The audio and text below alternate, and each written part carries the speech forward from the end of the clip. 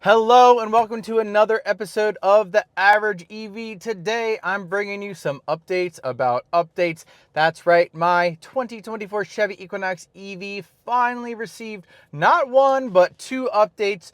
I'm going to let you know how it kind of worked out for me, tell you what these updates are about, and then kind of hopefully show you all how you can do it if you're having any trouble, which hopefully you won't because it really was pretty easy for the most part. Let's get into it.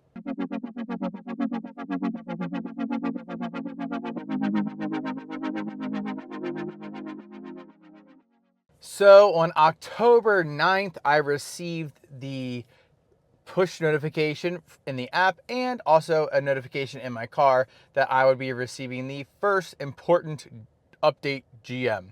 And this was important update GM N24-F172AC. So I went ahead and downloaded that. It said it could take up to 15 minutes. It took like 3, 4, 5. It was very fast.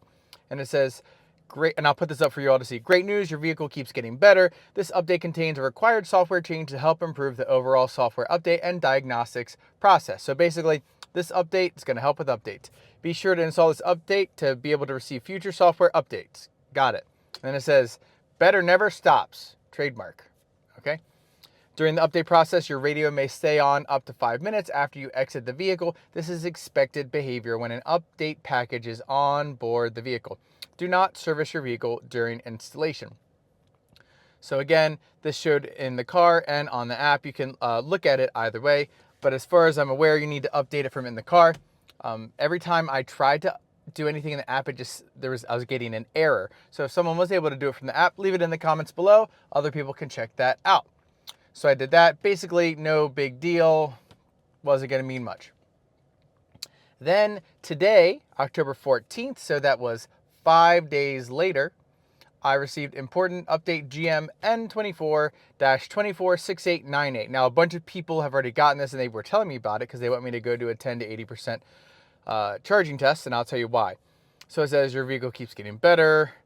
A vehicle software update is ready for you to install. This update includes the following if your vehicle is equipped. So it says refinements, improves brake performance. I haven't noticed much yet, but I have just gotten it. Fixes inaccurate front impact alert. I've never had any issues with that, but maybe some people have. I guess so. Improves success rate of over-the-air software updates. Okay. Fixes inaccurate message displayed when trying to start the vehicle without a key fob. And lastly, and this is why people want me to do that charge test, improves overall battery performance. Doesn't say how or why, so I'm going to just run another 10 to 80 and see how that goes. I love doing them because they take time and money, so that's all. So if you could just give a like on the video, share this channel with other people, subscribe, that would be really awesome to help me pay for all these charging sessions, which it's been a lot over the last month or two. But anyways, those are it with the update. So I did take some footage. Maybe I'll cut some in, but basically in the car, it tells you have an update, tells you to go somewhere safe where you can do it. It says some things might not function, and then you start the update. And then it goes through it, installs it, and says it's done. So that works pretty well. A couple of considerations. I parked my car outside, and I even tried it in the garage. And when I was connected to my Wi-Fi, I was actually having issues. So if you're finding when you go to do the update, you're having some sort of issues, disconnect your Wi-Fi and just see if it'll work over the 5G. That worked for me. Hopefully it will work for you. Remember, it like downloads the update over time. So it's not all at once.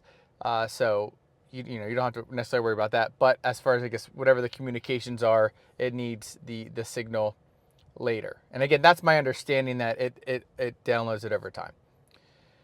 So that's that as far as, if you're having issues when you're connected to Wi-Fi or for some reason it doesn't work, because it actually didn't work for me like 3 times. And then I'm like, oh, I'll try this. And then it works. So there is that. Actually, let me go back this. After I had the first update, I just went to check and see if it was including Tesla superchargers now in on-route navigation. It wasn't, and then randomly a few days later, it was. So I don't think the GM update had anything to do with that. It was just a Google thing that finally got pushed to my car for some reason. So if you're still waiting for that, you know, be patient. Some people, prior to me getting it, were saying, oh, it already does. It will all, it already was including Magic Dock locations. Now I'm getting all locations that are available for GM, which is nice. And I just used it when I went up to New York for Electrify Expo, and it worked perfectly. Then for the second update, I just wanted to note, because it was kind of annoying, but I always have cruise control turned on, and after the update, it turned it off. So I went to use it when I was driving, and it was off. So I had to return it back on. It took me a while. I'm like, why isn't it working? And that was why. So just make sure you turn that back on if you like to have that on all the time, like I do. So the other thing was my drive mode got turned to normal. Is that what it's called? Let me double check.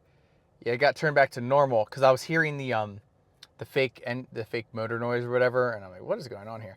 So I figured it out, and I had to go back and click and put it on my mode, because on my mode you can turn off the motor sound, which I think it's terrible. Personally, everything else I actually leave on normal. But there's that. So if you have the update, makes you change it back to your driving mode. That way you are able to live your life the way you like to live it.